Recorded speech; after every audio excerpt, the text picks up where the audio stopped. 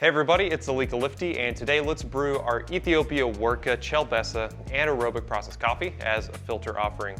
This coffee was a little difficult to dial in. We had a little bit of trouble with it. Part of it was because we were going back and forth with the roasters, trying to determine the best roast profile for this coffee that gave us the best extraction. But we finally settled on a really excellent recipe. So some issues we had with this coffee is that it is more dense and insoluble than some of the other anaerobic process Ethiopian coffees we've had, including anaerobic or low O2 Worka offerings that just seem to drain really quickly and extract really quickly, giving us tons of flavor. This one seemed to be a little bit more dense and compact. So, if you brew it out of the V60, you're gonna need to grind more finely and brew a little bit longer. For brewing out of the Chelbesa wave, it's still going to drain a little bit quickly, but we're gonna get pretty good flavor. I recommend the Stag X because these thermal walls are going to maintain a lot of heat, get out a lot of sugar while maintaining this really high acidity coffee. All right, let's toss our paper filter in. Like I mentioned before, I like to use Chelbesa 185 filters for my Stag X. Now granted, I haven't used a Stag X filter from Fellow in maybe a year and a half. So perhaps they've changed the structure, but as it stands, I still enjoy the Chelbesa wave better. We're gonna be brewing with 15 grams of our coffee, ground medium fine. I ground this on about an 11 on my Baratza Encore. This is gonna be at about 20, 21 on your Commandante C40, and this was 8.5 on my Malkunik EKS. So 15 grams of coffee, 250 grams of water, so that's 206 degrees Fahrenheit, and this is going to take us 3 pours. All right, be sure to dump your rinse water. Let's toss our coffee in there.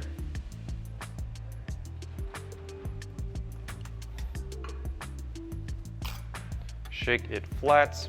I've got a flat bottom brewer. I want my brew bed to be flat and stay flat. Turn on the scale. All right, first thing I'm gonna do is I'm gonna bloom with only 50 grams of water, really light. Saturate all of these grounds. Probably take a couple passes.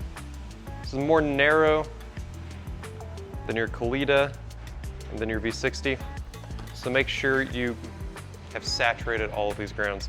I'm gonna let this bloom for 30 seconds. At 30 seconds, I'm gonna pour really heavy in the middle, bring this up to 150 grams total. So really similar to our V60 recipe.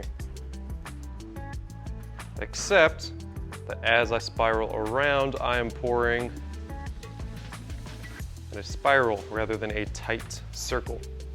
I'm moving back to the middle.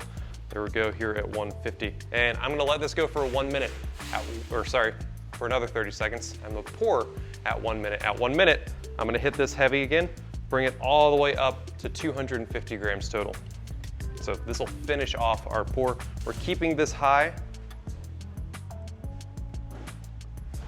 so we get a nice, steady, and quick flow rate.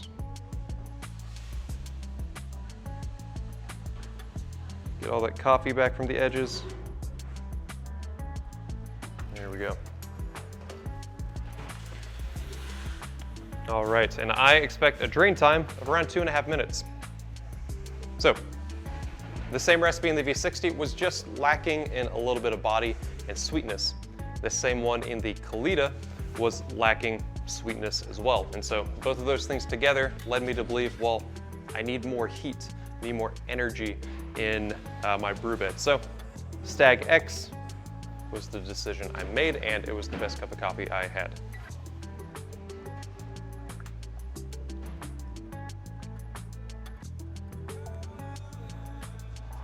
Now, I'm gonna pull this off the scale real quick, and I'm gonna give this a little tap.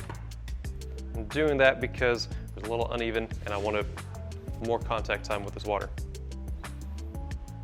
All right, now, popcorn rule. Not whenever the water is through the top of the brew bed, but whenever I have about 2 seconds in between each drip.